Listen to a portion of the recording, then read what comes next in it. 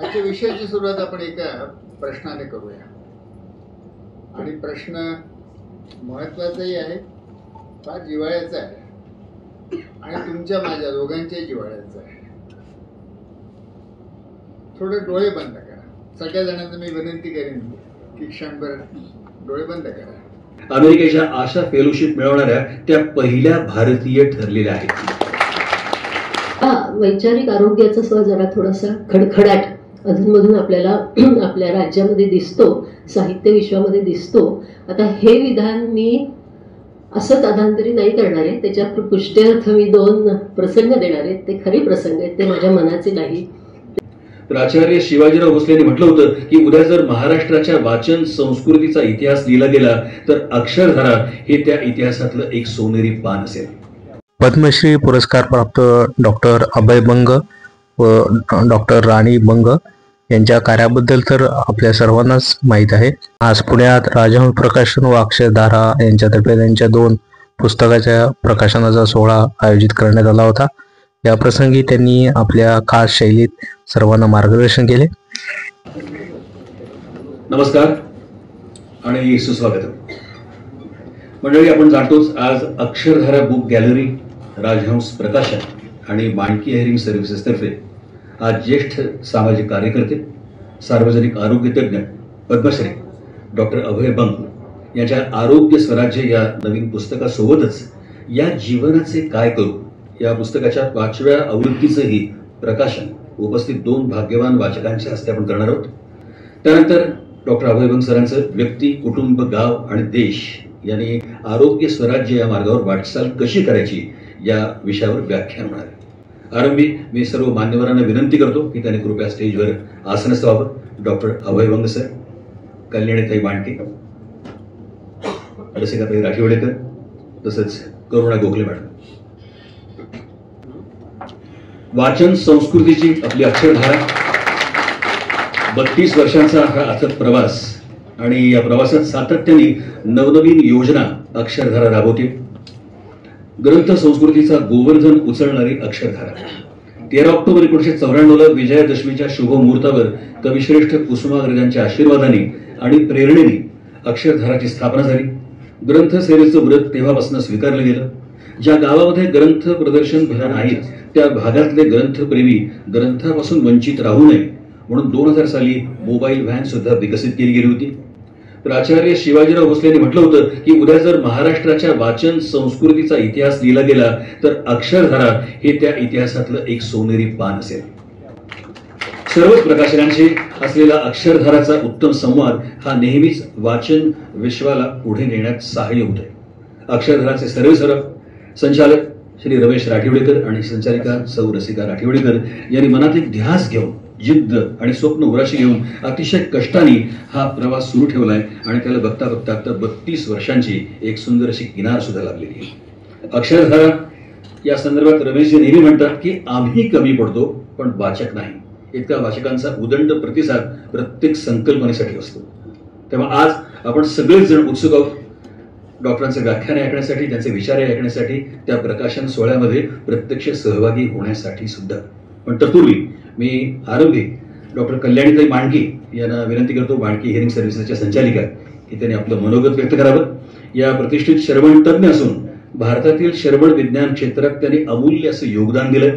40 वर्षांच्या अनुभवानंतरही त्यांची या क्षेत्रातली निष्ठा कायम आहे. अमेरिकेच्या आशा फेलोशिप मिळवणाऱ्या त्या पहिल्या भारतीय ठरलेल्या आहेत. त्यांनी भारतात आधुनिक श्रवण सेवा आणण्यास महत्वपूर्ण भूमिका बजावली आहे. त्यांच्या मांडके हिअरिंग सर्व्हिसेस या संस्थेने 60,000 पेक्षा जास्त लोकांना योग्य निदान आणि उपचार दिलेत. श्रवण तज्ञांसाठी संशोधन आणि सामाजिक कार्यातही त्यांचा मोलाचा वाटा आहे. त्यांचं कार्य हे जागतिक स्तरावर गेलेलं आहे.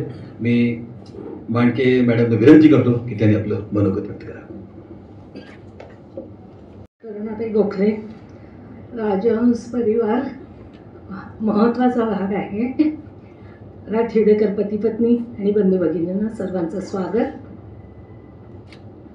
आरोग्य सेवा, सार्वजनिक आरोग्य, पर्यावरण असं आरोग्य हे शब्द खरे सगळे वर्तमानपत्रातलेत नाही का? स्फुट वाचन, स्फुट लेखन ह्याच्यातले आहेत. आम्हाला काय घ्यायचं? अशा विचारानेच आपण सध्या सगळे वागतो आहोत आणि वावरतो आहोत. पण सर्वसामान्य माणसाचं आपलं काय योगदान आहे याच्याकडे कधी आपण बघितलंय का? आणि अर्थात त्याला सध्याचा राजकीय मंच पण कारणीभूत आहे. कारण शिक्षण आणि आरोग्य या दोन गोष्टी भातुकलीचा खेळ झालेला आहे. दरवेळेला जागा बदलते, नवीन मंत्री येतो, नवीन विचार असतो आणि त्यांचा एक नियम आहे, कोणताही आपण निर्णय घेतला तर फक्त 6 महिनेच टिकवायचा आणि पुन्हा एकदा नवीन काहीतरी सुरू करायचं. आणि ह्या सगळ्या ह्याच्यामध्ये हे इतकं सतत बदलत गेलेल्या गोष्टी आहेत की आता आरोग्य सेवा आणि सार्वजनिक आरोग्य म्हणजे काय रे भाऊ असं विचारायची वेळ आलेली आहे.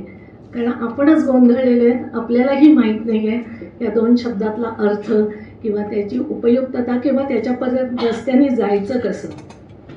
करोनाच्या काळात असं वाटत होतं सार्वजनिक आरोग्य समजायला लागलंय, त्याचा विचार व्हायला लागलाय, पण पुन्हा आपल्या विचारसरणीला अनुसरूनच ते तात्पुरतं होतं. आता पुन्हा सगळ्या गोष्टी पहिल्यासारख्याच आणि सगळे नियम आम्ही धाब्यावर बसवणार या पद्धतीनेच आपण चालत आहोत. आरोग्यसेवा म्हणजे अर्थात रुग्णांवरचे उपचार, त्याचं नियोजन, ती हॉस्पिटल व्यवस्था, या संदर्भातल्या या सगळ्या गोष्टी आहेत. आणि सार्वजनिक आरोग्य म्हणजे प्रतिबंधात्मक उपचार, प्रतिबंधात्मक नियोजन हा विचार आहे. आणि इथपर्यंत आपण पोचलोच नाही आहोत, या संदर्भात आपण काहीच केलेलं नाही आहे. मग सार्वजनिक आरोग्य म्हणजे स्वच्छता, सर्वसाधारण लोकांच्या राहणीमानात गुणात्मक होणारा बदल आणि त्याच्याकरता घडवून आणण्याकरता काय काय करायचं, अर्थात पर्यावरणातले अनेक बदल. माझा आपला छोटासा आवाज तुम्ही ध्वनीच्या संदर्भात ऐकत आला असाल, लढतीये मी अनेक दिवसांपासून, त्या आवाज कमी करा कारण आम्हाला सहन होत नाही आहे. पण तोच प्रश्न ध्वनी म्हणजे हवा आणि वायू पाणी प्रदूषणाचाही आहे. प्रत्येक स्तरावरती बास आता सांगायची अशी वेळ आलेली आहे. हा प्रत्येक मुद्दा चर्चेचा होऊ शकतो आणि सर्व ठिकाणी आपली खरंच पिछेहाट होती आहे. आणि या सगळ्याचं खरं कारण काय म्हटलं तर आरोग्य साक्षरतेचा अभाव आहे. मग आता आरोग्य साक्षरता म्हणजे काय असा पण विचारला आपल्याला तर आपल्याला खरंच उत्तर देता येईल का?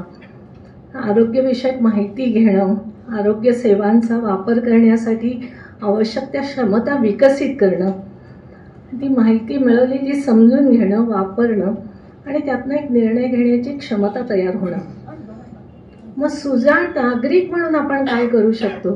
तर मला तर नेहमी असं वाटत आलेलं आहे की कायद्याची साक्षरता, अर्थ साक्षरता आणि आरोग्य साक्षरता ही प्रत्येकाला असलीच पाहिजे, ती मिळवली पाहिजे, त्याच्याकडे जाणीवपूर्वक लक्ष दिलं पाहिजे. तुम्हाला सगळ्यांना प्रश्न पडेल की आता हे कुठे मिळवायची ही माहिती? तर उत्तर सोपं आहे, अक्षरधारा आहे आपल्या मदतीला. या संदर्भातलं अनेक साहित्य आपल्याला ते उपलब्ध करून देऊ शकतील. पण ह्या सगळ्याचं पुढचं पाऊल म्हणजे आता वेळ आली आहे मानसिक आरोग्य आणि सामाजिक आरोग्यातली सुधारणा. ते तर आता सध्या फार फेच आहे अशी स्थिती आहे. रोज होणाऱ्या आत्महत्या वगैरे जर वाचलं खरंच फार वाईट वाटतं हे काय होणार आहे. आणि ह्या सगळ्यांचं पुढचं पाऊल म्हणजे मला असं सारखं वाटतं आरोग्य स्वराज्य. मग याबद्दल कोण सांगणार? अर्थातच सर्वेसर्वा अथॉरिटी डॉक्टर अभय बंग. ते मार्गदर्शक आहेत, ते विचारवंत आहेत. त्यांनी पहिल्यापासून एक वेगळाच विचार केला. आणि सर मला म्हणजे माझ्या कदाचित तरुण वयात मी हे केलं तर आमची पद्धत आम्ही डेव्हलप केलेली आहे, आमच्यासाठी हा महत्त्वाचा भाग आहे. आम्हाला पाश्चात्य विचारसरणी, पाश्चात्य विचार, पाश्चात्य पद्धती नको आहेत. आणि हा या विचारांना छेद देणं अशा स्वरूपात मला तुमचं लेखन सुरुवातीच्या काळात फार भावलेलं होतं की आमचे विचार, आमच्या पद्धती आम्ही इव्हॉल्व करू आमच्या गरजांप्रमाणे. आणि तेच सूत्र पुढे चालू आहे. त्यामुळे आरोग्य स्वराज्याचा मंत्र देणारी एकमेव अधिकार आणि व्यक्ती डॉक्टर अभय बंग.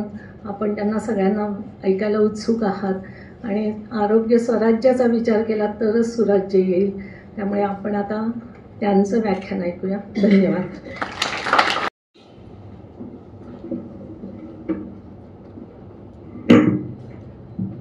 नमस्कार. व्यासपीठावरचे आणि एक सभागृहात बसलेले असे सगळेच मान्यवर मला इथे दिसत आहेत, आपापल्या क्षेत्रात मोठं काम करत असलेले. त्यामुळे मी सगळ्यांना एकाच संबोधनामध्ये एकत्र करते. मला कल्पना आहे की आज तुम्ही जमला आहात ते डॉक्टर बंग यांचं व्याख्यान ऐकायला, त्यामुळे मी काही फार बोलणार नाही आहे. मी फक्त प्रकाशक आणि संपादक यांच्या भूमिकेमधून डॉक्टर बंग यांच्या लेखनाचं काय मोल आम्हाला वाटतं आणि ते समाजापर्यंत पोचवण्याची आमची तळमळ जी आहे ती फक्त मांडायला मी इथे बसलेले आहे. आपण सगळे जाणता की ते सार्वजनिक आरोग्य क्षेत्रातले तज्ज्ञ आहेत, पण त्याच्यामागे त्यांचं एक प्रदीर्घ संशोधन आहे, त्याही आधी त्यांचं चिंतन आहे. त्यांच्या नशिबाने त्यांना फार मोठ्या मोठ्या व्यक्तींच्या सहवासात किंवा ज्या ठिकाणी अशा मोठ्या व्यक्ती राहून गेल्यात, त्यांनी काहीतरी कार्य मागे सोडलेलं आहे, अशा ठिकाणी त्यांचं बालपण गेलेलं आहे. त्याचं एक संचित त्यांच्याबरोबर आहे. उत्तम लेखक आहेत आणि राजहंसला आणि संपादक म्हणून मला असं वाटतं की त्यांचं एक फार मोठी लेखनशैलीचं एक वैशिष्ट्य आहे आणि ते मला असं वाटतं तुमच्यासमोर मांडावं की विषय कितीही क्लिष्ट असो, मग तो बालमृत्यूचा असेल, तो निमोनियाचं निराकरण असेल, तो तंबाखूचं व्यसन असेल, महाराष्ट्र सरकारला मद्य विक्रीमध्ये मिळालेलं महसूल असेल, असा कितीही क्लिष्ट विषय जरी असला तरी डॉक्टर बंग तो अतिशय सोप्या शब्दात सांगतात. पण सोप्या शब्दात सांगत असताना तो विषय पातळ होऊ देत नाहीत. कधीही विज्ञानाचा कठडा त्यांच्या हातून सुटत नाही आणि हे त्यांचं वैशिष्ट्य फार महत्त्वाचं आहे. त्यांच्या कुठल्याही लेखनामध्ये तुम्हाला कधीही अधांतरी लटकलेलं विधान दिसत नाही. एक संपादक म्हणून जरा माझा कावळ्याचा रंग तर आहेच माझा कावळ्याचा, पण मला नजर पण कावळ्याची मिळाली आहे. त्यामुळे कुठेही अधांतरी विधान असलं की ते मला लगेच जाणवतं आता, आणि तसं ते शोधूनसुद्धा त्यांच्या लेखनात सापडत नाही, कारण की त्यांच्या प्रत्येक विधानाला जिथे आवश्यक असेल तिथे ते संदर्भ देतात.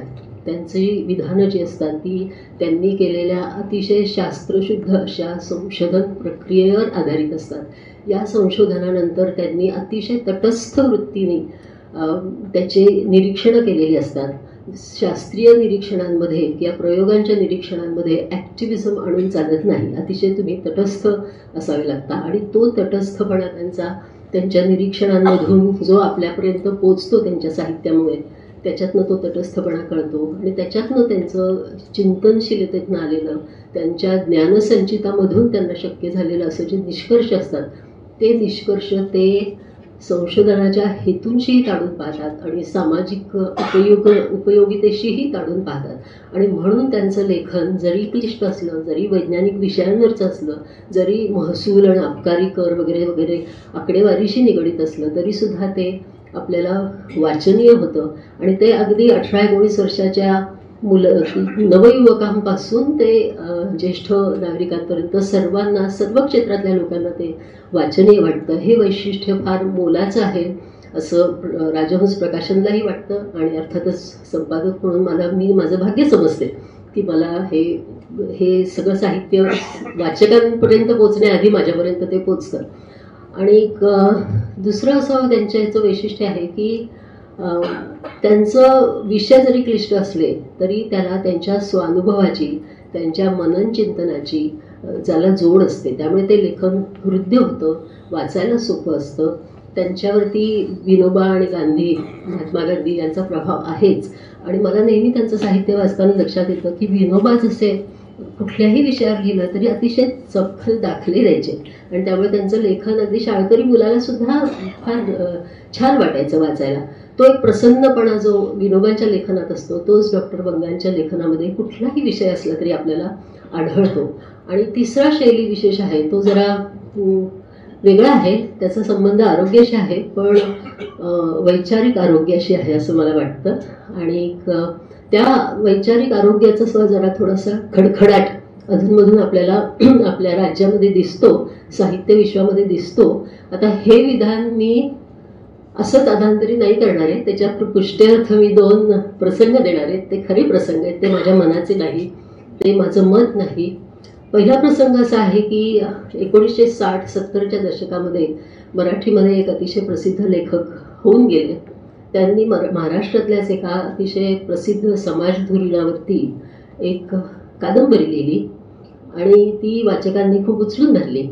त्या कादंबरीविषयी बोलताना हे लेखक म्हणाले की मी खरं तर माझ्या चरित्र नायकाचा एक फार जीवन पद्धतीचा अभ्यास केलेला नव्हता आणि हे वाचल्यावर मला फारच चिंता वाटायला लागली की पुरेसा अभ्यास नसताना एक पुस्तक लिहिलं गेलं आणि ते फार डोक्यावर उचलण्यात आलं महाराष्ट्रामध्ये. हे काही फार चांगलं लक्षण आहे असं मला वाटत नाही. दुसरं माझ्या विधानाच्या पुष्ट्यर्थ मी उदाहरण देईन ते अगदी 6-7 वर्षापूर्वीच आहे.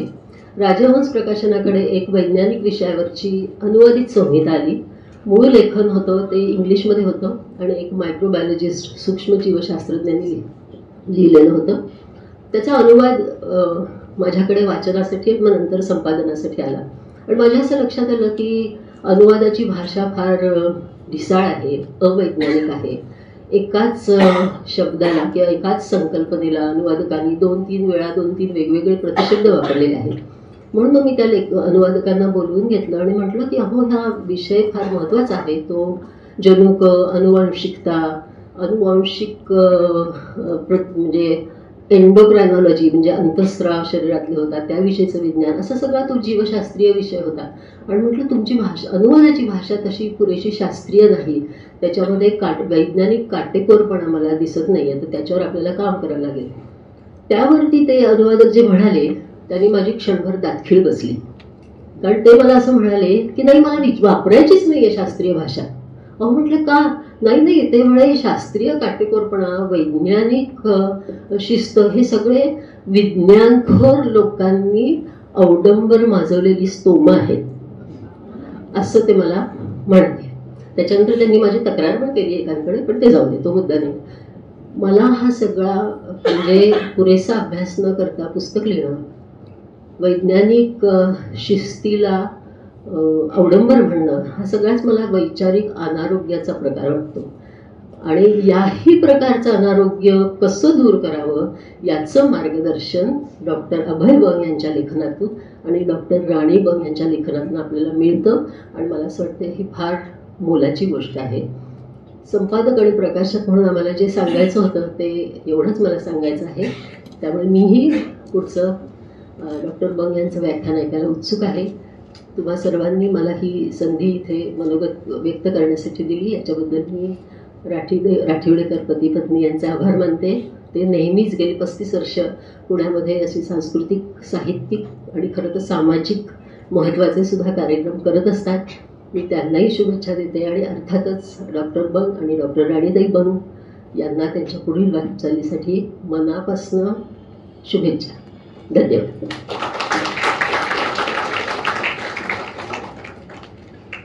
धन्यवाद करुणा गोखले मॅडम. आता त्यांनी आपल्या मनोगतामध्ये भारतरत्न आचार्य विनोबा भावे यांच्या लेखणीचा उल्लेख केला, ज्या लेखणीचा प्रभाव डॉक्टर सरांच्याही लेखणीवर आहे. आणि आजच विनोबा भावे यांचा स्मृतिदिन पण आहे, आपण त्यांना मनापासून अभिवादन करूया. अक्षरधाराच्या प्रथेप्रमाणे या वळणावर आता आपण मान्यवरांचा ग्रंथ भेट देऊन सत्कार करणार आहोत. आरंभी आदरणीय डॉक्टर अभय बंग यांचा ग्रंथ भेट देऊन सत्कार करण्याची विनंती मी माननीय श्री रमेश राठिवडेकर संचालक अक्षरधारा यांना करतो की त्यांनी डॉक्टर अभय बंग यांचा ग्रंथ भेट देऊन सत्कार करावा.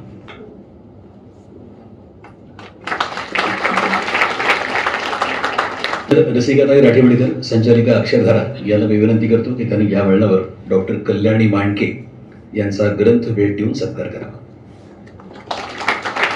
मांडके एअरिंग सर्व्हिसेसचा नेहमीच आपल्याला पाठिंबा असतो.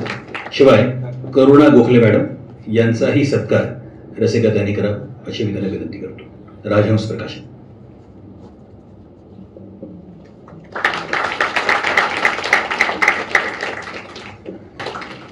या जीवनाचे काय करू, या जीवनात जर असं भाग्य असेल तर हे जीवन नक्कीच बहरणार आहे.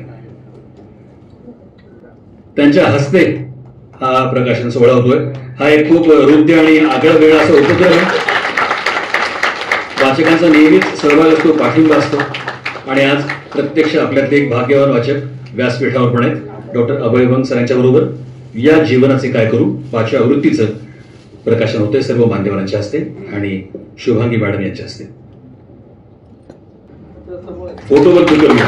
त्या आठवणी शिवतात टिकतील आपल्या मनामध्ये. साक्षी साक्षी करता जोरदार टाळ्या. आपण सगळे साक्षी आहोत त्याला. शेतकरी हृदयरोग हे पण पुस्तक असतं.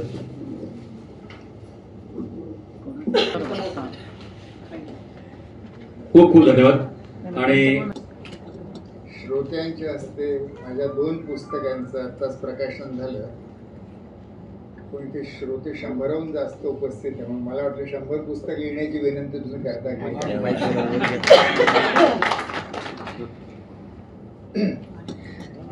आजच्या विषयाची सुरुवात बोलू, पण मग थोडं पुस्तकाविषयी बोलू. आजच्या विषयाची सुरुवात आपण एका प्रश्नाने करूया. आणि प्रश्न महत्वाचाही आहे, फार जिव्हाळ्याचा आहे आणि तुमच्या माझ्या दोघांच्याही जिव्हाळ्याचा आहे. थोडे डोळे बंद करा. सगळ्या जणांना मी विनंती करेन की क्षणभर डोळे बंद करा. सवय नाही आपल्याला डोळे बंद करून बसण्याची, पण क्षणभर डोळे बंद. आणि आता एक प्रश्न स्वतःला विचारा आणि जास्त बौद्धिक विचार न करता आतून तत्काळ काय उत्तर येतं ते बघा. प्रश्न असा आहे, मी 100 वर्ष जगेन का?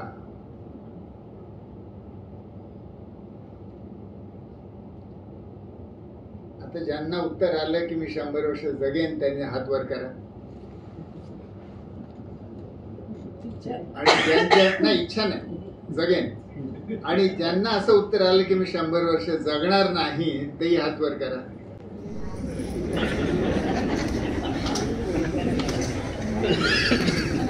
त्यांनी सांगितल्याप्रमाणे इच्छा नाही इच्छा तर टिळक जसं म्हणाले ना, दिडकीला इच्छा मिळतात, इच्छा नाही. पण ज्यांना असं वाटलं की मी 100 वर्ष जगेन आणि ज्यांना असं वाटलं की मी 100 वर्ष जगणार नाही, आपल्यापैकी प्रत्येकाचं भवितव्य या 2 पैकी एक काहीतरी आहे. 100 वर्ष जगू किंवा 100 वर्ष नाही जगू. कदाचित आपल्यापैकी बहुतेक जण 100 वर्ष पूर्ण होण्यापूर्वीच मरू. आणि मग प्रश्न असा आहे की 100 वर्षापूर्वी होण्यापूर्वीच जर बहुतेक जण मरणार असतील, ही काही माझी तुम्हाला शुभेच्छा नाही, पण ही जर संभावना आहे तर हे होऊ नये म्हणून आपण काय विचार करतो. महाभारतामध्ये एक प्रसंग आहे आणि म्हणून यक्ष प्रश्न हा प्रश्न शब्दच कदाचित त्याच्यात निर्माण झालेला आहे. त्या सरोवराचं पाणी पिण्यापूर्वी तो यक्ष युधिष्ठिराला विविध प्रश्न विचारतो. आणि त्यातला एक प्रश्न यक्षाचा असा आहे की जगातलं सगळ्यात मोठं आश्चर्य काय आहे?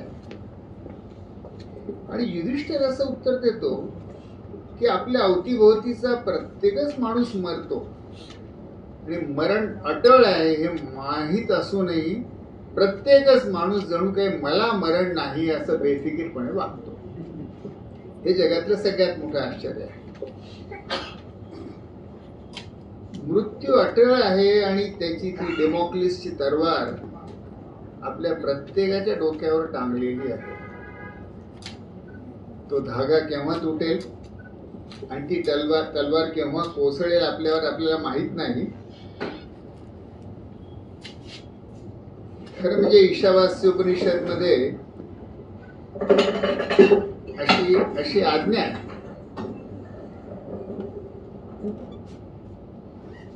त्याचा मराठी अनुवाद जो विनोबांनी केलेला की इहलोकी कर्मे करीत करीतच 100 वर्ष जगण्याची इच्छा धरावी. 100 वर्ष जगण्याची इच्छा धरावी माणसाने असं ईशावास्य उपनिषद म्हणताय. आणि तरी भारतातलं सरासरी आयुर्मान सध्या 70 वर्ष आहे आणि 70 पैकी अनेक जण तर बऱ्याच कमी वयातही मरतात, मरून जातात. पण तरी 100 वर्ष जगणं आता शक्य आहे. जगातले सगळ्यात जास्त शतायुषी जपानमध्ये आहेत आणि जपानचं सरासरी आयुर्मान 87 वर्ष आहे. म्हणजे 87 वर्षपर्यंत माणसं तरी जगतात सरासरी, अर्थात फरक असतो. माणूस जास्तीत जास्त किती काळ जगू शकतो? व्यंकी रामकृष्णन नावाचे भारतीय मूळाचे पण नोबेल प्राइज प्राप्त असे वैज्ञानिक आहेत. त्यांचं व्हाय वी डाय नावाचं खूप सुंदर पुस्तक आहे. तर त्याच्यात रामकृष्णन असं म्हणतात की 100 वर्षापर्यंत फार कमीच माणसं जगतात, पण बायोलॉजिकली जास्तीत जास्त एक ह्युमन बिईंग किती जगू शकेल याचा एक पुराव्यानिशी जर कोणतं केस नोंदवलेली असेल ते 122 वर्ष जगलेली एक बाई. म्हणून असं मानून चालू आहे की याच्याहून जास्त काही बायोलॉजिकली आपण जगू शकत नाही, पण 122 वर्ष कदाचित जगू शकतो. युवाल नोआ हरारी त्याच्या होमो डियूस पुस्तकात म्हणतो की विज्ञान इतक्या झपाट्याने वाढत आहे की काही वर्षांनी गल्लोगल्ली 100 वर्ष वयाची माणसं आपल्याला दिसतील. तर 100 वर्ष जगू शकण्याची आता संभावना आहे. जरी आपल्यापैकी बहुतेकांना त्याची खात्री वाटत नाही, पण त्याची संभावना आहे. आणि प्रश्न मात्र असा आहे की जर 100 वर्ष जगायचं असेल किंवा जगता येऊ शकतं तर मग त्यासाठी कसं जगावं?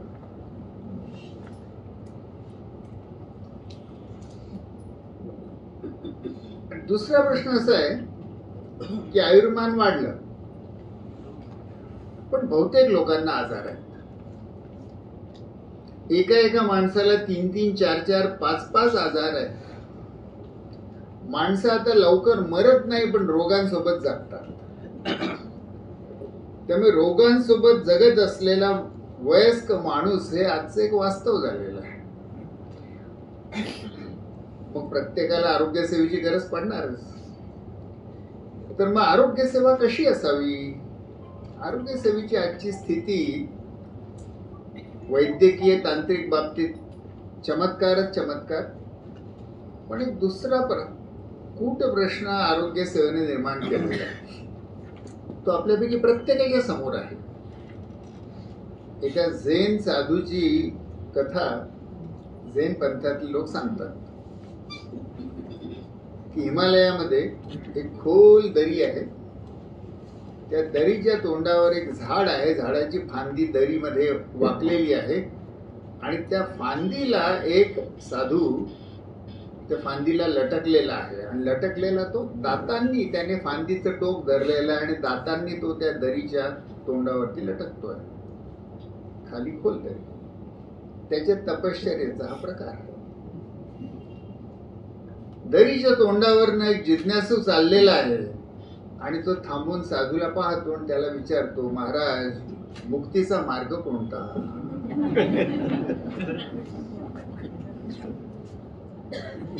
सांगण्यासाठी तोंड उघडलं तरी मृत्यू, आणि तोंड नाही उघडलं तर एका जिज्ञासूला उत्तर नाही दिलं तर कर्तव्य मृत्यू.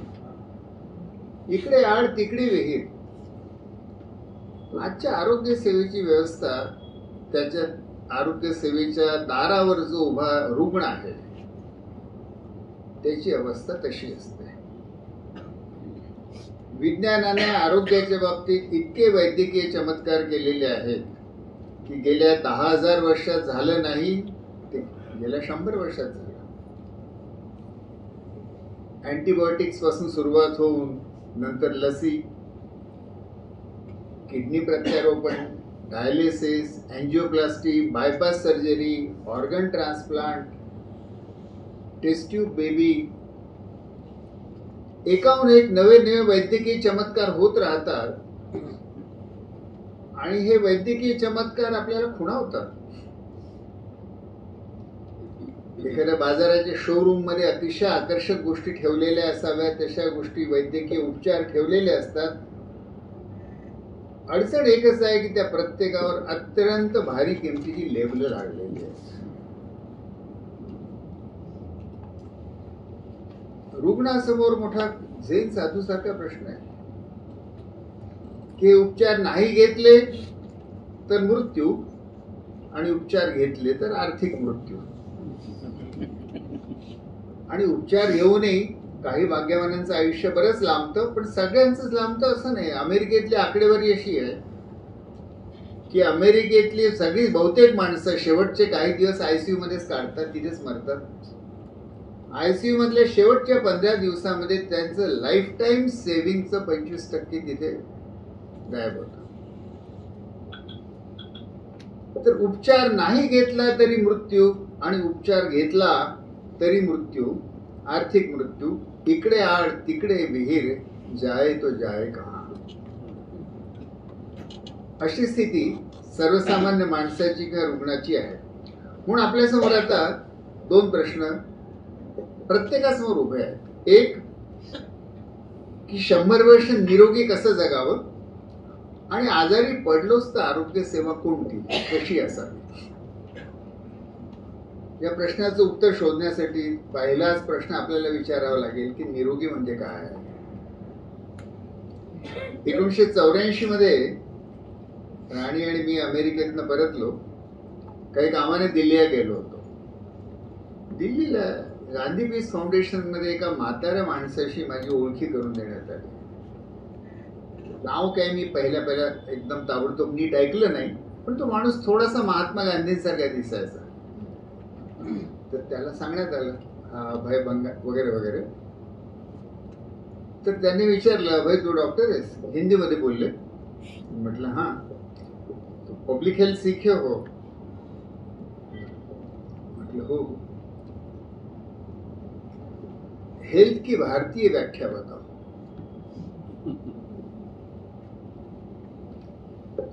मी 9 वर्ष मेडिकल कॉलेजमध्ये शिकलो, मग अमेरिकेत पब्लिक हेल्थ शिकलो, पण हा प्रश्न कधीच कोणी काढलाच नाही की आरोग्याची काही भारतीय व्याख्या देखील असते, हेही मला माहित नव्हतं.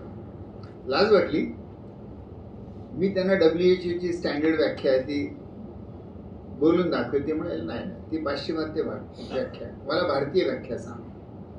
शेवटी मी हार पत्करली. म्हटलं नाही माहिती. म्हणाले आरोग्याला संस्कृत मध्ये काय म्हणतात, निरोगी माणसाला? म्हटलं स्वस्थ. तीच भारतीय व्याख्या. जो स्व में स्थित है वो स्वस्थ है. ते हिंदीत बोलले म्हणून हिंदीत सांगतो. जो स्व मध्ये स्थित आहे, स्वतःमध्ये स्थित आहे, तो स्वस्थ आहे. बाकी सगळे अस्वस्थ आहे. भारताच्या आरोग्याच्या शब्दामध्ये स्वावलंबन, स्वातंत्र्य निहित आहे. मला कोणावर अवलंबून राहावं लागू नये, हीच मुळे आरोग्याची व्याख्या आहे. आणि म्हणून आरोग्याच्या बाबतीत परावलंबन चालत नाही. जसा श्वास घेणे मी आउटसोर्स नाही करू शकत, बाकी सगळे आउटसोर्स करतायत. माझा श्वास मलाच घ्यावा लागतो. तर तसं आरोग्याच्या बाबतीत माझं आरोग्य मलाच सांभाळावं लागतं, आणि ते मी जर नाही सांभाळलं तर मग आरोग्य सेवेच्या दारी जावं लागतं. आणि काय होतं आपल्याला माहित आहे. म्हणून एक शब्द, बरं आता योग हे सांगून द्यायला पाहिजे की ती जे मला व्यक्ती ज्यांनी हा प्रश्न विचारला ते निघाले महात्मा गांधींचे नातू, प्रोफेसर रामचंद्र गांधी. ते शांतिनिकेतनमध्ये प्रोफेसर होते. तिथून रिटायर होऊन दिल्लीला राहायला आले होते, आणि तिथे माझी योगायोगाने भेट झाली. माझ्यासाठी तो मोठा युरेका क्षण होता. स्वास्थ्याचा, आरोग्याचा प्रश्न मी नेहमीच मेडिकल अँगलनेच केला होता. स्वाभाविकच होतं, तेच मी शिकत होतो, तेच मी शिकलो होतो. पण आरोग्याचा अगदी एक वेगळा अर्थ तो रामचंद्र गांधींनी मला दिला. त्याला दुसरा शब्द, एक भारतीय शब्द मी जोडला आहे, आणि तो शब्द आहे स्वराज्य. लोकमान्य टिळकांनी आपल्याला हा शब्द दिला, आणि ते म्हणाले स्वराज्य हा माझा जन्मसिद्ध हक्क आहे. 1908 साली महात्मा गांधींनी एक छोटंसं पुस्तक लिहिलं. ते गांधीजींचं असं सेमिनल पुस्तक मानलं जातं. अगदी मूलभूत पुस्तकांपैकी एक पुस्तक, त्याचं नाव हिंद स्वराज्य. आणि हिंद स्वराज्यमध्ये एका जागी गांधी असं लिहितात की स्वराज्य म्हणजे केवळ स्वतःचं राज्य नाही, स्वतःवरती राज्य. हा एक माझ्यासाठी दुसरा युरेका क्षण होता. स्वराज्य म्हणजे माझं राज्य, ही हौस प्रत्येकालाच असते. पण माझ्या इच्छानुसार जर राज्य चालायला लागलं तर जगाचं काय होईल काही भरोसा नाही. पण गांधी अगदी वेगळा अर्थ सांगतात आहे. गांधी म्हणतात स्वराज्य म्हणजे स्वतःवरती राज्य, स्वतःच्या इच्छांवरती राज्य, स्वतःच्या वर्तनावरती राज्य, आत्मनियंत्रण. तर टिळक आणि गांधींनी हा स्वराज्य शब्द आपल्याला जो दिलेला आहे तो जोडून मी शब्द बनवायला आरोग्य स्वराज्य, आणि त्यातून हे पुस्तक निघालेलं आहे. आरोग्याची व्याख्या आपण एकदा अशी केली की जो स्वमध्ये स्थित आहे तो स्वस्थ, त्यामुळे आपोआपच आरोग्यासाठी स्वराज्य आवश्यक आहे हे त्याच्यासोबत आलंच. त्यामुळे दोन मंत्र आपल्याला मिळतात टिळक गांधींकडनं. एक, आरोग्य स्वराज्य हा माझा जन्मसिद्ध हक्क आहे असे म्हणता येईल, आणि तो मी मिळवणारच. आणि दुसरं गांधींचं की आरोग्य स्वराज्यासाठी स्वतःच्या जगण्यावर स्वतःचं अनुशासन हवं. पहिला मंत्र जो आहे की आरोग्य हा माझा जन्मसिद्ध हक्क आहे, तो हे सांगतो आपल्याला की आरोग्य ही वस्तुतः जन्मसिद्ध स्थिती आहे. आरोग्य हीच मुळे नैसर्गिक स्थिती आहे. ती आपण गमावतो ही दुसरी गोष्ट, पण वस्तुतः आरोग्य हे निसर्गदत्त वरदान आहे आपल्या सगळ्यांना, आणि त्यामुळेच ते आरोग्य सांभाळणं हा नुसता हक्क नाही तर आपली जबाबदारी देखील आहे. त्यामुळे आरोग्य स्वराज्य हे आपलं ध्येय असलं पाहिजे, ते मी मिळवणारच असा आपला संकल्प असला पाहिजे. आणि दुसरा मंत्र ते कसं मिळवायचं याचा मार्ग सांगतो. स्वतःच्या जगण्यावर स्वतःचं नियंत्रण, आत्मअनुशासन, असं गांधी त्याचा आपल्याला मार्ग सांगतात. म्हणून आरोग्य स्वराज्य शब्दामध्ये आरोग्याचं ध्येय काय हेही सांगितलेलं आणि त्याचा मार्ग काय हेही सांगितलेलं. आरोग्य स्वराज्य शब्द या कल्पनेचा विचार कसा करायचा, तो निव्वळ वैचारिक किंवा काल्पनिक पातळीवर न करता करुणाताईंनी माझ्यावर जबाबदारी टाकून दिलेली आहे की मी थोडंसं आधारासहित बोलतो. म्हणून या प्रश्नावरती अधिक जास्त सगुण साकार रूपात बोललं पाहिजे, प्रत्यक्षावर आधारित तो विचार असायला पाहिजे. तर दोन आजार रूपकात्मक म्हणून आपण घेणार आहोत. Global burden of disease study नावाचा एक जागतिक अभ्यास अतिशय गाजलेला आहे सध्या. पहिल्यांदा 2010 मध्ये प्रकाशित झाला, मग दुसरी त्याची आवृत्ती 2017 मध्ये आणि तिसरी आता 2023 मध्ये. हा जगातला आजपर्यंत सार्वजनिक आरोग्याचा सगळ्यात मोठा अभ्यास मानला जातो. जवळजवळ 4 अब्ज आरोग्याची विविध माहिती एकत्र गोळा करून हा अहवाल बनवला. एवढा विराट अहवाल हा आहे. आणि ग्लोबल बर्डन ऑफ डिसीज स्टडीमध्ये जगातली जी रोगांची मृत्यूची कारणं सांगितलेली आहेत, तर रोग आणि मृत्यू मुख्यतः आयुष्याच्या 2 टोकावर केंद्रित झालेली आहे. बालमृत्यू आणि दुसरं नंतर वार्धक्यात होणारे मृत्यू, आणि त्याचं सगळ्यात नंबर 1चं कारण आहे हृदयरोग. जगभर सध्या 20 वर्षापूर्वी देखील हृदयरोग हे जगातलं नंबर 1 मृत्यूचं कारण होतं. आज 2025 मध्ये देखील ते जगातलं मृत्यूचं नंबर 1 कारण आहे, आणि दुर्दैवाने ते पुढेही राहणार आहे. म्हणून हे जे 2 जागतिक प्रश्न आहेत ते आपल्याला आपल्या जीवनात अवतीभोवती सर्वत्र दिसायला लागलेले आहेत. आदिवासी भागात, ग्रामीण भागामध्ये, शहरातल्या झोपडपट्ट्यांमध्ये बालमृत्यू होतात, आणि हृदयरोगाचे मृत्यू असेल नसेल पण हृदयरोग तर घरोघरी आता अनुभवाला यायला लागलेला आहे.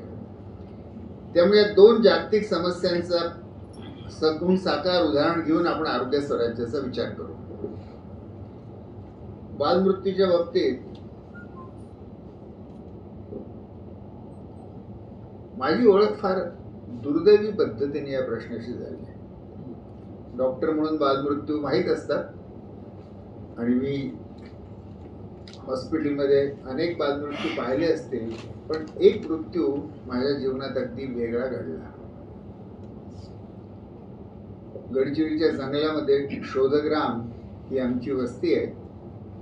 तिथेच आमचं आदिवासींसाठी हॉस्पिटल आहे, बाजूलाच माझं घर आहे. ऑगस्ट महिन्यामध्ये एका पावसाळ्यामध्ये अंधार पडला. दिवसभर मी रुग्ण पाहिले ओपीडी मध्ये. घरी आलो. घरी थोडंसं हुश्य म्हणून बिछाण्यावर पडलो. इतक्यात दारावरती टक टक टक. बाहेर खूप पाऊस पडत होता, अंधारलं होतं. दार उघडण्यापूर्वीच 2 बाया दारातून एकदम धडक मारून आतमध्ये शिरल्या. एक बाई होती, तिच्या हातामध्ये एक छोटस बारकस सुरकुतलेलं मूल होतं आणि सोबत तिची आई. ते मूल इतकं आजारी दिसत होतं की मी हॉस्पिटलमध्ये जाण्यासाठी वेळ नव्हता म्हणून त्याला माझ्याच घरी माझ्याच बेडवर मी ठेवलं आणि मी तपासायला लागलो. डॉक्टरांना आम्हाला एक सवय असते की आम्ही रुग्ण पाहतो तेव्हा जणू जर काय सेल्फ टॉक करत असतो. याला काय आहे, तर मी सेल्फ टॉकही करतोय. ते मूल तपासतोय आणि सेल्फ टॉकही करतोय की न्यूबॉर्न बेबी, मालनरिश्ड, डिहायड्रेटेड. त्याचा श्वास खूप जोरजोरात चालत होता म्हणून मी स्टेथोस्कोप ठेवला. आतमधून छातीनं बुडबुड बुडबुड आवाज आले. मी म्हटलं मनात न्यूमोनिया, आणि तेव्हाच त्या मुलाने श्वास थांबवला आणि मरून गेला. मी काही करण्यापूर्वीच ते मरून गेला. तर अतिशय मला हताशही वाटलं, हतबली वाटलं. मग अशा वेळी आपली जी लाज असते, लज्जा असते, ती आपण दुसऱ्यावर काढतो. म्हणून मी थोडासा त्या बायांवरतीच राग काढला की इतक्या उशिरा का आल्यात, अगोदर का नाही आल्या. तर त्या शेजारच्या 4 किलोमीटर अंतरावरच्या गावातल्या खुर्सा नावाच्या गावातल्या त्या बाया, ती बाई निरक्षर, नवरा दारुडा. तिचं पहिलं जे होतं ते मूल गर्भपात झाला तिचा. तिला मूल हवं होतं. ज्यावेळी गरोदर राहिली त्याच्यामुळे तिला मलेरिया झाला. तो उपचार नीट घेतला नाही. गरोदरपणामध्ये गरोदर बाईने पोटभर खाऊ नये अशी भारतात ग्रामीण भागात परंपरा आहे. तुम्हाला किती लोकांना माहित आहे मला माहित नाही. आम्ही डॉक्टर मंडळी सांगतो बाईने 2 माणसांसाठी खावं, कारण पोटामध्ये गर्भ आहे, नीट वाढ व्हायला पाहिजे. पण खेड्यातल्या बाया, आदिवासी बाया नेमक्या याच्या उलट वागतात. याचं कारण असं की गरोदर बाई जर पोटभर जेवली तर पोटातला गर्भ मोठा होईल आणि बाळंतपण कठीण होईल, आईचा जीव धोक्यात पडेल. आईचा जीव धोक्यात पडू नये म्हणून एक कुपोषित बाळ जास्त त्यांना सुरक्षित वाटतं, म्हणून प्लॅन्ड पद्धतीने गर्भकुपोषण केलं जातं. हे सार्वत्रिक आहे, नुसतं भारतामध्ये असं नाही, नेपाळमध्ये आणि बांगलादेशमध्ये आहे. हे पूर्ण भारतीय उपखंडात ही समजूत आहे. तर हिने आपलं अन्न अजूनच कमी केलं. नवरा दारुडा, त्याने एकदा हिच्याकडे ढुंकून पाहिलं नाही. बाळंतपण झालं कठीण.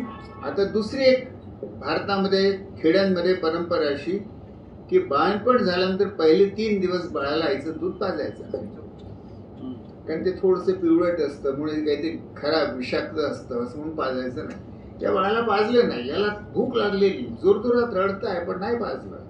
4थ्या दिवशी जेव्हा पाजायला घेतलं तेव्हा तिला दूधच आलं.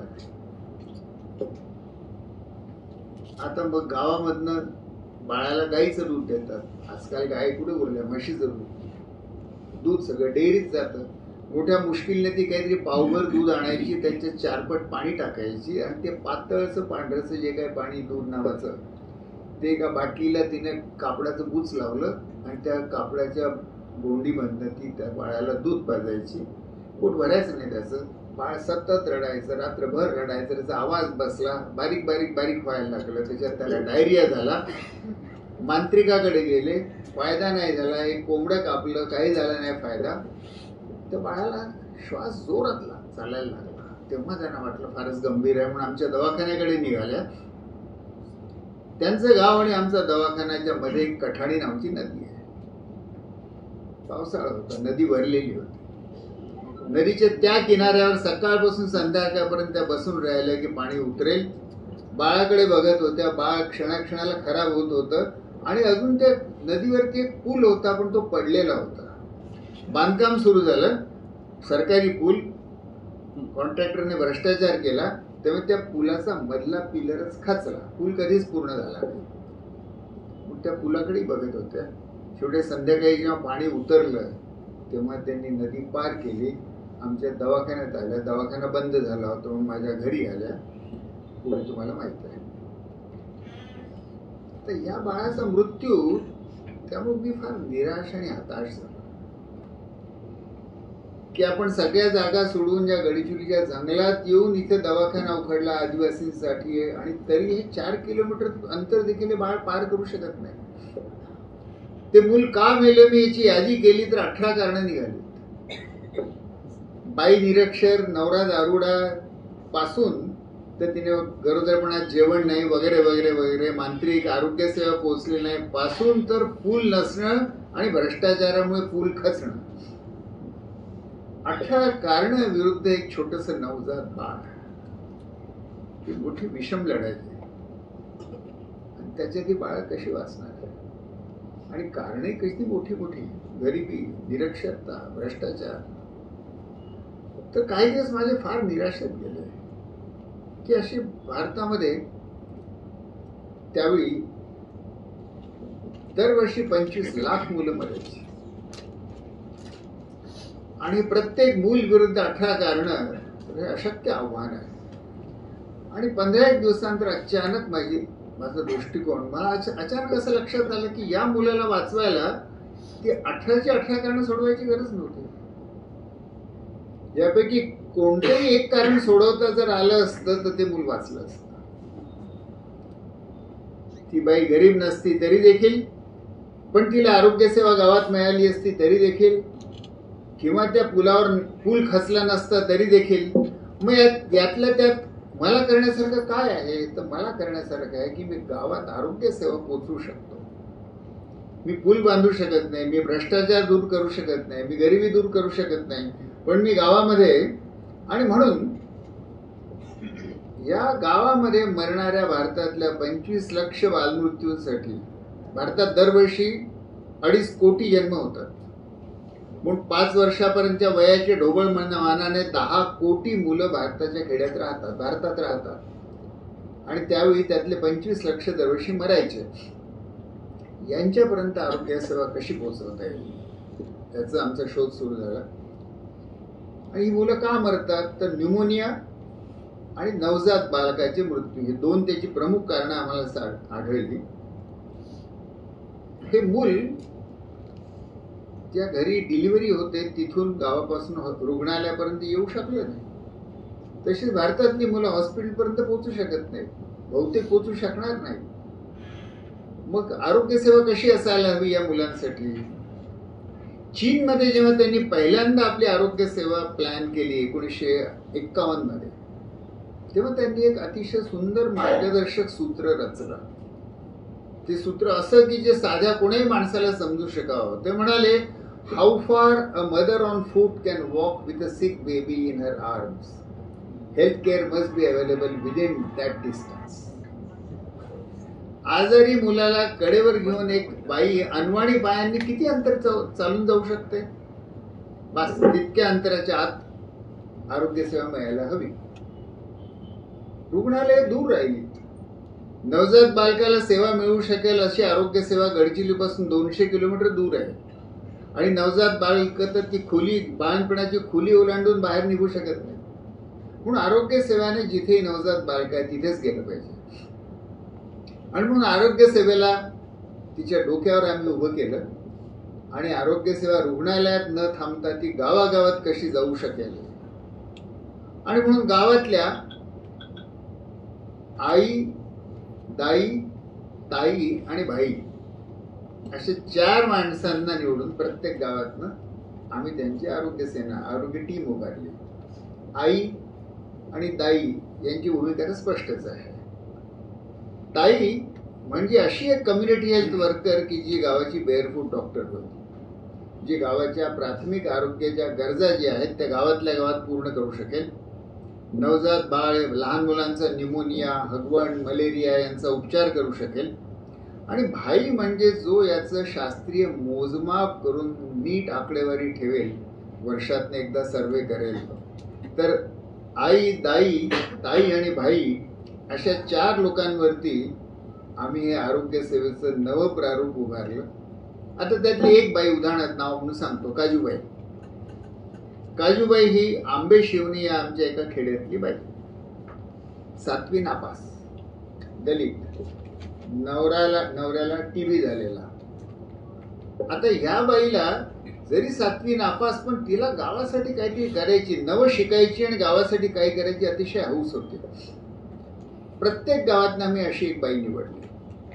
39 गावातनं 39 बाया निवडल्या आणि त्यांना 30 दिवसाचं प्रशिक्षण देऊन जणू काही त्यांना प्रत्येकीला आपापल्या गावाची चाइल्ड हेल्थ एक्सपर्ट बनवली. नवजात बाळांची काळजी घेण्याच्या बाबतीत वर्ल्ड हेल्थ ऑर्गनायझेशन देखील अतिशय साशंक असतं. त्यावेळेच्या त्यांच्या स्टँडर्ड गाईडलाईन्स होत्या की नवजात बाळ आजारी असेल तर हात लावू नका, ताबडतोब रुग्णालयात पाठवा, त्याच्या अगोदर काही करता येत नाही. इथे आम्ही गावातल्या बाईला आता तिच्या हातामध्ये नवजात बालकं देणार होतो, म्हणून आम्ही भारतातल्या सर्वोच्च असे 10 पीडियाट्रिशियन गडचिरोलीला बोलवले. त्यातले एक डॉक्टर मेहरबान सिंग, हे all India institute of medical sciences मधले पीडियाट्रिक्सचे चेअरमन आणि भारतातले नवजात बाल रोगशास्त्राचे ते भीष्माचार्य. सगळे मेडिकल विद्यार्थी त्यांचं पुस्तक वाचतात मेहरबान सिंगचं. हे 10 पीडियाट्रिशियन आणि मेहरबान सिंग त्याचे अध्यक्ष, त्यांनी 3 दिवस आमच्या या 39 आरोग्य दूतांची परीक्षा घेतली. प्रश्न आम्ही त्यांना असा विचारला होता की यांच्या हाती नवजात बालकं देऊ का आम्ही गडचिरोलीची, सुरक्षित आहेत का? तर शेवटी मेहरबान सिंग जाहीररित्या असं म्हणाले की या गडचिरोलीतल्या अर्धसाक्षर बाया ज्यांना तुम्ही प्रशिक्षण देऊन आरोग्य दूत बनवलेलं आहे, they know about newborn care more than my MBBS graduates of All India Institute of Medical Sciences. आणि म्हणून अतिशय शास्त्रीयपणे, काटेकोरपणे गावात पोचवायचं, मग खालच्या प्रतीची गुणवत्ता नाही, उत्कृष्ट गुणवत्तेसोबत ही नवजात बालसेवा आणि न्यूमोनियाचा उपचार, या 2 गोष्टी गावागावात आम्ही पोचू शकलो.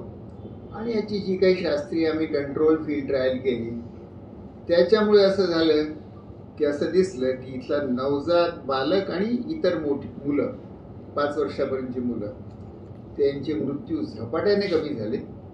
या आई, दाई, ताई आणि भाई या मॉडेलने बालकांचा मृत्यू या गावांमध्ये तुलनात्मक दृष्ट्या रेअर करून टाकला, ज्याला आम्ही इन्फंट मॉर्टॅलिटी रेट म्हणतो. म्हणजे 1 वर्षापर्यंत किती मुलं मरतात, तो सुरुवातीला 121 होता. 1000 मुलं जन्माला आली तर वर्षभरात 121 मरून जायचे. या 2 उपायांनी तो कमी होत होत 30 वर आला, आता तो 16 वर आलेला आहे. गडचिरोली अजूनही गरीब आहे, गडचिरोली अजूनही दूर आहे, शिक्षणाचं प्रमाण कमी आहे, आरोग्य सेवेच्या दृष्टीने ते काळं पाणी मानलं जातं, डॉक्टर इतर लोक तिथे जाऊ इच्छित नाही. पण तरी या गावातल्या सर्वसामान्य 4 लोकांना देखील तुम्ही आरोग्याचं शास्त्र शिकवून आरोग्य सेवा गावात पोहोचू शकता. हे आहे आरोग्य स्वराज्य, जिथे आरोग्याची शक्ती, क्षमता गावागावात पोहोचू शकते. हे अध्ययन आमचं लॅन्सेटने प्रकाशित केलं. एवढंच नाही तर लॅन्सेटच्या 180 वर्षाच्या इतिहासामध्ये प्रकाशित माइलस्टोन पेपर्स हे त्यांनी निवडले आणि ते vintage paper from the Lancet नावाचा एक मोठा व्हॉल्यूम प्रकाशित केला. त्याच्यामध्ये मोठी मोठी नावं, सुरुवातीचे papers, Louis Pasteur, Ronald Ross, Banting and Best, Fleming, अँटीबायोटिकचा शोध ज्याने लावला, पेनिसिलिनचा. आणि त्याच्यामध्ये तुम्ही 1990च्या दशकात येतात तर तेव्हा कुठल्या तरी गडचिरोली नावच्या गावातल्या होम बेस्ड न्यूबॉर्न केअरवरचा पेपर आहे, दी विंटेज पेपर फ्रॉम लॅन्सेट मध्ये प्रकाशित. या एका पद्धतीच्या शोधामुळे याचा पुढे भारत सरकारने अंगीकार केला. भारतामध्ये आशा मॉडेल सुरू झालं तेव्हा आम्हाला 10 लाख आशांना या धर्तीवर ट्रेनिंग देण्यास सांगण्यात आलं, म्हणून 10 लाख आशांना याचं आम्ही प्रशिक्षण दिलं. भारत सरकारच्या आरोग्य विभागाने मला नुकतीच माहिती सांगितली की गेल्या वर्षी भारतातल्या 1.5 कोटी नवजात बालकांना त्यांच्या घरी ही होम बेस्ड न्यूबॉर्न केअर भारतातल्या आशांनी दिली. या काळामध्ये भारतातला मृत्यूदर, बालमृत्यूदर झपाट्याने कमी झाला इतरही अनेक कारण आहेत, काही एकमेव हेच कारण नाही आहे. पण याच्यामुळे बालमृत्यू दर कमी व्हायला मदत झाली आणि जे 25 लक्ष बालमृत्यू भारतात होत होते ते आता 5 लक्षावर आलेले आहेत. वर्षाला 20 लक्ष बालमृत्यू टळायला लागले. ही आहे विज्ञानाची शक्ती. ही आहे जेव्हा विज्ञान आपण खेड्यात नेतो, ज्या माणसाला गरज आहे त्याच्या हातात देतो, जेव्हा विज्ञान मोठ्या मोठ्या रुग्णालयांच्या आणि त्याच्यासोबत येणाऱ्या आर्थिक ज्या मजबुरी आहेत त्याच्यापासून आपण विज्ञानाला मुक्त करतो आणि लोकांपर्यंत नेतो आणि लोकांच्या हाती नेतो, तेव्हा काय चमत्कार होऊ शकतो. आज जगातले 80 देश या पद्धती वापरतात आहेत. बालमृत्यूसाठी हे जे प्रारूप उभं केलं हे आरोग्य स्वराज प्रारूपाचा एक भाग झाला. जिथे आरोग्य सेवाच नाही किंवा फार कमी आहेत तिथे एम्पॉवरमेंट कशी करता येऊ शकते गावातल्या लोकांची, ते झालं स्वराज्य. दुसरं जे टोक आहे मृत्यूचं ते नंतरच्या वयामध्ये आहे. हृदयरोग हे त्याचं एक प्रतीक. पण निवड हृदयरोग नाही तर ब्लड प्रेशर, मधुमेह, लकवा, हृदयरोग हे चारही आपण एकत्रही धरू शकतो. आणि या सगळ्या नॉन कम्युनिकेबल डिसीज म्हणजे असंक्रामक रोग, कोविड, टीबी सारखे रोग संक्रामक आहेत, हे रोग असंक्रामक आहेत. याच्यामुळे जगातले जेवढे मृत्यू आता होतात आहेत आणि भारतात मधले देखील हळूहळू 50% जास्त मृत्यू या रोगांनी होतात आहेत. त्यामुळे सुदैवाने कॉलरा, प्लेग आपण वाचतो जुन्या काळच्या वर्णनांमध्ये, कॉलराची साथ आली, महामारीची साथ आली, प्लेगची साथ आली, आता क्वचितच कधी बघायला मिळते. त्या रोगांचं बऱ्यापैकी नियंत्रण झालं. पण हे जे दुसरे असंक्रामक रोग आहेत ते मोठ्या प्रमाणात पसरलेले आहेत. अंदाज असा करता येतो, अंदाज करणे यासाठी कठीण की आम्ही मोजमाप करणारे एक अंदाज करतो तोपर्यंत दुसरा अभ्यास येतो आणि जुना अंदाज आउटडेटेड होतो. भारतामध्ये 6% लोकांना मधुमेह असं म्हणत होते, आता 10% लोकांना मधुमेह असं म्हणायला लागले, आता 13% लोकांना मधुमेह असं म्हणायला लागले आणि 14% प्री डायबिटीस आहे, म्हणजे ते मधुमेहाच्या दारावर उभे आहेत. म्हणजे दोन्ही मिळून जवळजवळ 25% लोक मधुमेहाच्या दारावर उभे आहेत. आणि ब्लड प्रेशर तर आत्ताच 30च्या पलीकडच्या 25% भारतीयांचं ब्लड प्रेशर वाढलेलं आहे. शिवाय मानसिक रोग आहेतच, कॅन्सर आहे. आणि त्यामुळे या सगळ्या रोगांनी आपला भारतीय समाज मोठ्या प्रमाणामध्ये ग्रासला जातो आहे.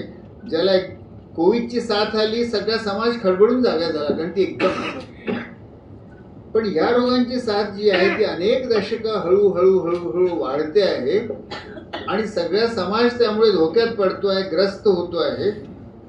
मला 25 वर्षापूर्वी हृदयरोग झाला, गडचिरोलीच्या जंगलात असताना झाला.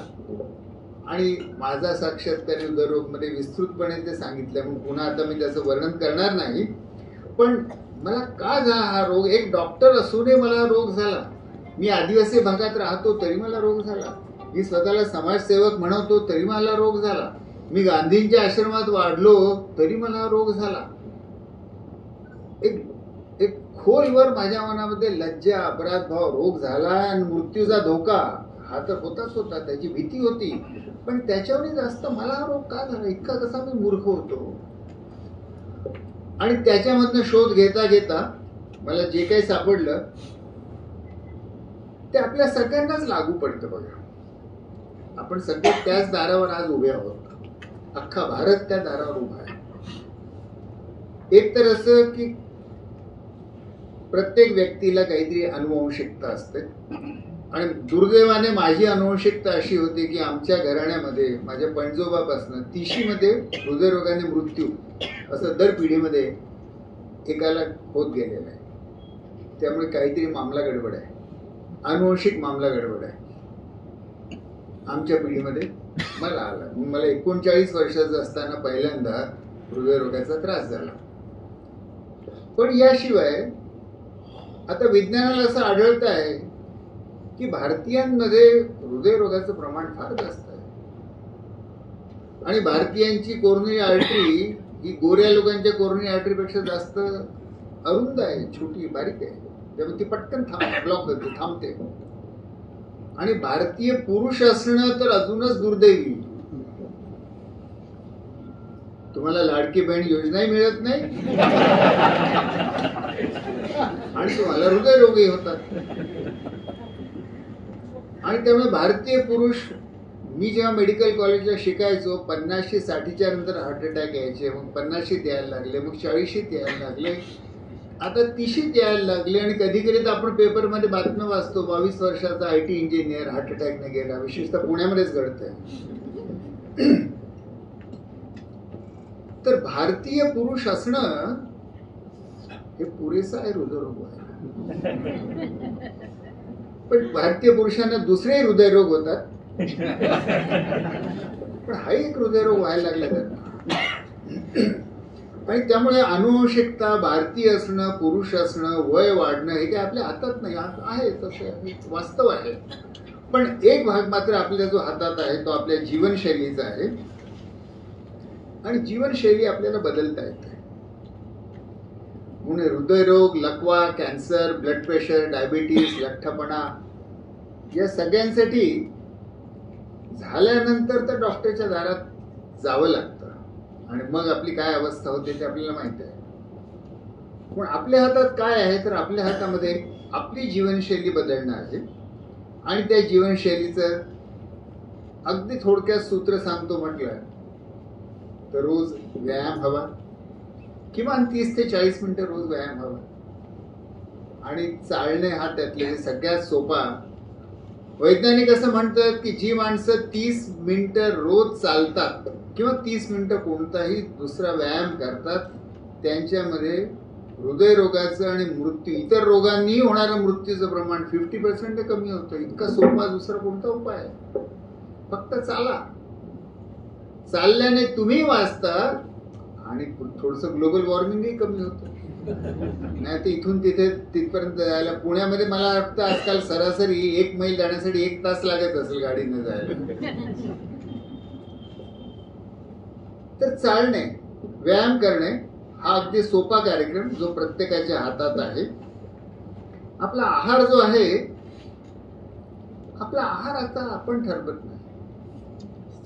एक काळ होता की घरातली स्त्री स्वयंपाक करायची आणि घरातल्या काही पारंपरिक पद्धतीने घरातला आहार बनायचा. आजकाल आपला आहार हे बाजार ठरवतात, फॅशन्स ठरवतात, जाहिराती ठरवतात, हॉटेलमध्ये काय मिळतं ते ठरतं. मिळू शकतं. आमच्या लहानपणी श्रीखंड बनवायचं असेल तर वर्षातनं 2-3दा आई बनवायची, कारण तिला 3 दिवस दही बांधून ठेवावं लागायचं. ते कापडात बांधून ठेवायची, पाणी गळायचं, दह्याचा चक्का व्हायचा वगैरे वगैरे. आम्ही मुलं जिबल्या चाटत वाट बघायचो केव्हा उठायची. आता काय नाही, बाजारात जा. आता बाजारात जायची गरज नाही, ऑर्डर दिली की घरपोच. तर रोग जेव्हा घरपोच मिळायला लागले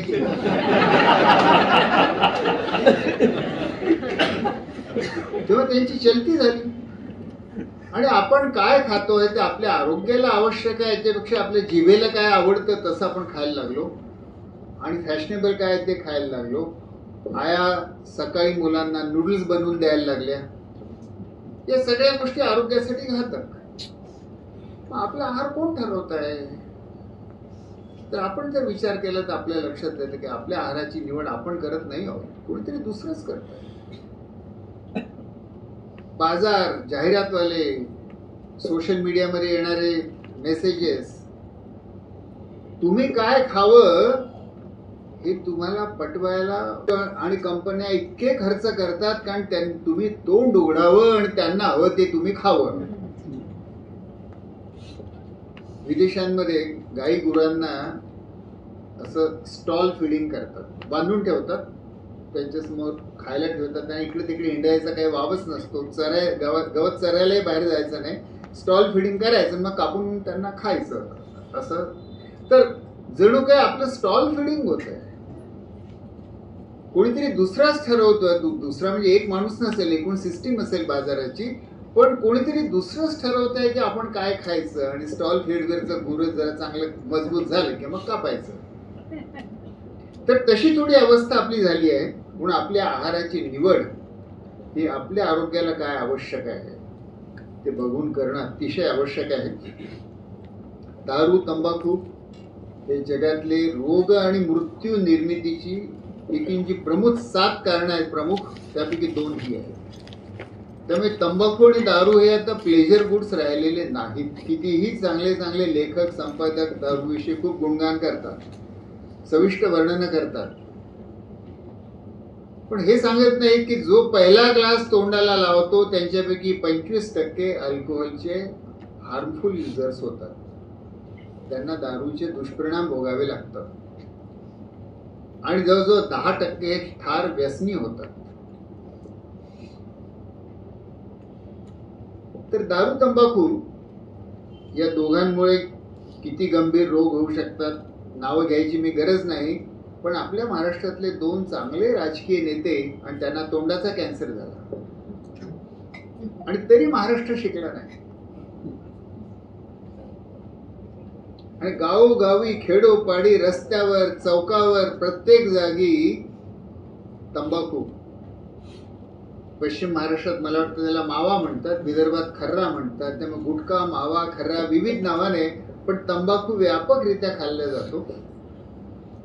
त्यामुळे दारू तंबाखूपासून दूर असणे, आपला आहार सावधपूर्वक आपल्या आरोग्यासाठी जो आवश्यक आहे तो निवडणे, व्यायाम, योगासन, प्राणायाम, ध्यान हे आरोग्य प्राप्तीची फार चांगली साधनं आहेत. ध्यानाद्वारे आणि शवासनामध्ये माणसाला ताण रहित होता येतं आणि त्याची आजकाल प्रत्येकाला गरज आहे. एवढा ताण कसला आहे आपल्याला? प्रत्येकाला आहे. जर कोणी म्हणत असेल की मला ताण नाही तर आपण जाणून घ्यावं की खोटं बोलतोय. म्हणून मी तुम्हाला हात वर करायला सांगत नाही. तर हा जो ताण आहे, एकीकडे तो ताण स्पर्धेचा आहे, कारण प्रत्येक माणूस एकमेकांसोबत जगण्यासाठी स्पर्धा करतोय. काही तरुण मुलांचं आमच्याकडे आम्ही शिबिर ठेवलं होतं. मुंबई आणि गडचिरोलीची मुलं होती. एक खेळ आम्ही शिबिरात केला, 2-2 मुलांच्या जोड्या केल्या आणि त्यांना एक काल्पनिक प्रसंग सांगितला. तुम्ही गडचिरोलीच्या जंगलातनं जाता आहात, अचानक वाघ समोर आला, तर काय करा? आम्हाला टीम बिहेवियर कसं असतं हे त्यांना समजवायचं होतं. गडचिरोलीचे आदिवासी 2 मुलांची जोडी होती. ते म्हणाले आम्ही काय करू आता, जंगलात वाघ समोर आला तर दोन्ही मिळून लढू, जगलो तर जगू, मेलो तर दोघेही मरू. मुंबईची जी 2 मुलं होती एकत्र, त्यातलं एक मूल हुशार होतं. ते म्हणाल की मी पळत सुटेन. मी म्हटलं तू पळत सुटला तरी तू काय वाघाहून जास्त गतीने धावणार आहेस? तो म्हणे वाघाहून जास्त गतीने धावायची गरज नाही, ते दुसऱ्यापेक्षा जास्त गतीने धावलो की वाघाच्या तोंडी तो आहे, मी सुटलो. जी आपल्या मित्राला वाघाच्या तोंडी देते त्याला स्पर्धा असे म्हणतात.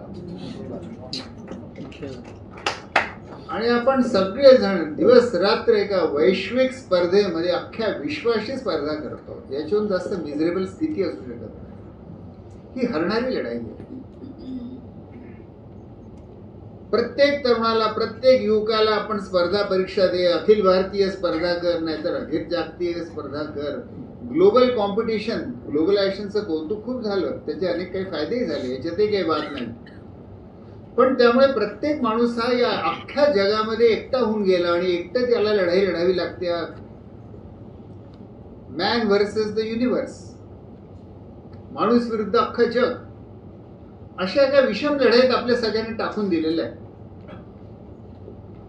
आणि म्हणून हा जो ताण आहे, हा जो एकटेपणा आहे, तुम्हाला आश्चर्य वाटेल, एकटेपणाची समस्या इतकी वाढली आहे की ब्रिटनमध्ये ब्रिटिश सरकारने अधिकृतरित्या मिनिस्ट्री ऑफ लोनलीनेस सुरू केली. सरकारचा एक भाग म्हणून एक मंत्रालय उघडण्यात आलेलं आहे की एकटेपण, त्याच्यावर उपाय शोधायचा. आपल्याला जेव्हा हृदयरोग होतात तेव्हा हृदयरोग निव्वळ हृदयामधली नलिका आकुंचित झाली एवढंच नसतं, ते असतंच असतं. पण वस्तुतः माझ्या तरी किमान असं लक्षात आलं की माझा नुसता अॅनाटॉमिकल हृदयरोग नव्हता, मला एक भावनिकच हृदयरोग झाला होता. आणि माझा भावनिक हृदयरोग हा होता की मी आणि माझा. आपलं भावविश्व आपण हळूहळू इतकं संकुचित करत जातो की त्याच्या शेवटी माझ्याशिवाय अजून कोणासाठी जागाच उरत नाही. हाच हृदयरोग झाला. मग वेगळा हृदयरोग व्हावा कशाला लागतो? हृदयामधल्या नळ्या बारीक होतील तेव्हा होतील, पण माझं हृदयच बारीक झालेलं आहे. त्याच्यात दुसऱ्या कोणाला जागाच उरली नाहीये, शेजाऱ्यालाही जागा उरली नाहीये. आमच्या गोंड समाजामध्ये पूर्वी एक परंपरा होती, अशी परंपरा की तुम्ही जेव्हा संध्याकाळी आपल्या घरी जेवायला बसता आणि पहिला घास घेता त्याच्या अगोदर चौकशी करायची की शेजाऱ्याच्या घरी चूल पेटली आहे की नाही. आणि शेजाऱ्याच्या घरी जर चूल पेटली नसेल तर तुमचं अर्धा अन्न तुम्ही तिथे पाठवायचं. आता हे गोंड समाजात नाही गेलं तर पुण्यातनं फारच अगोदर गेलं. आपण आता शेजाऱ्याची कशाला, आपल्या घरच्या लोकांची चिंता करत नाही.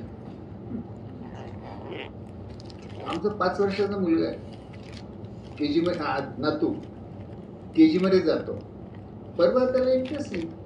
त्याच्या एका मित्रासोबत तो खेळत होता, काहीतरी झालं तर तो त्याला म्हणाला इट इज युअर प्रॉब्लेम. हे आजकाल तरुण मुलामधलं फार फॅशनेबल वाक्य आहे. दुसऱ्याला काही संकट आलं, अडचण झाली तर इट्स युअर प्रॉब्लेम.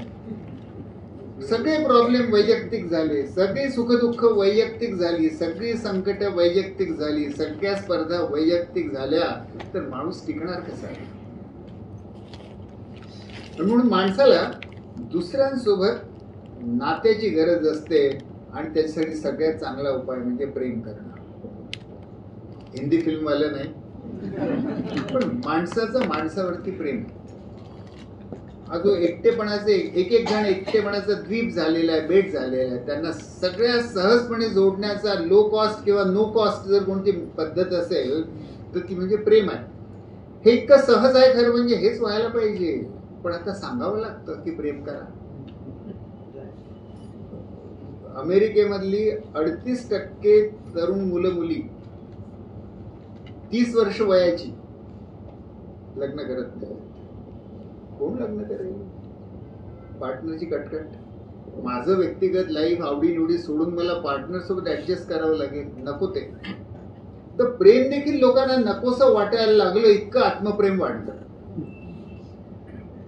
त्यामुळे प्रेम करण्यासाठी दुसरा माणूसही लागतो, पण खरं म्हणजे प्रेम करायला एखादं कुत्र जरी असेल, एक मांजर जरी असेल, एक गाय जरी असेल तरी प्रेम करता येतं.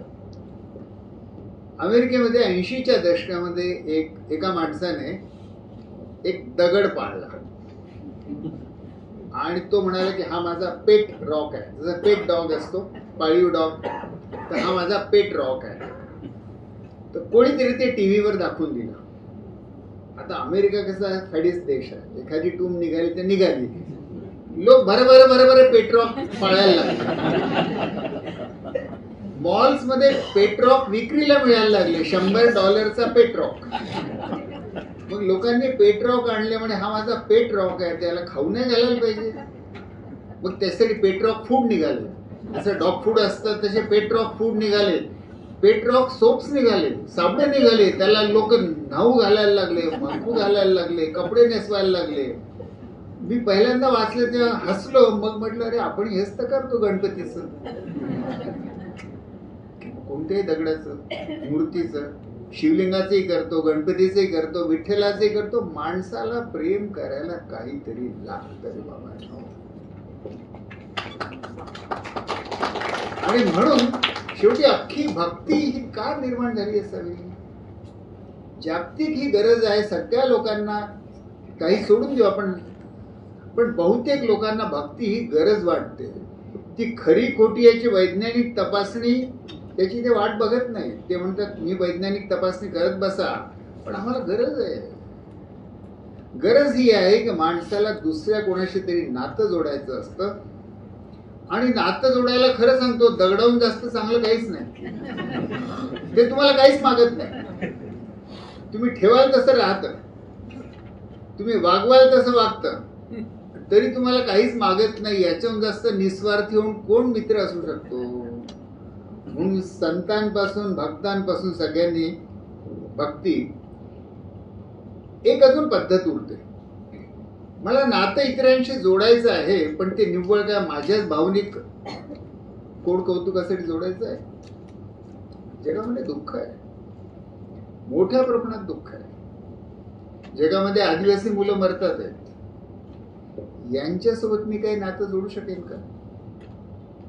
त्यामुळे सेवा हे दुसरं आपलं लोनलीनेस दूर करण्याचं आणि दुसऱ्यांसोबत सक्रिय प्रेम करण्याचं माध्यम आहे.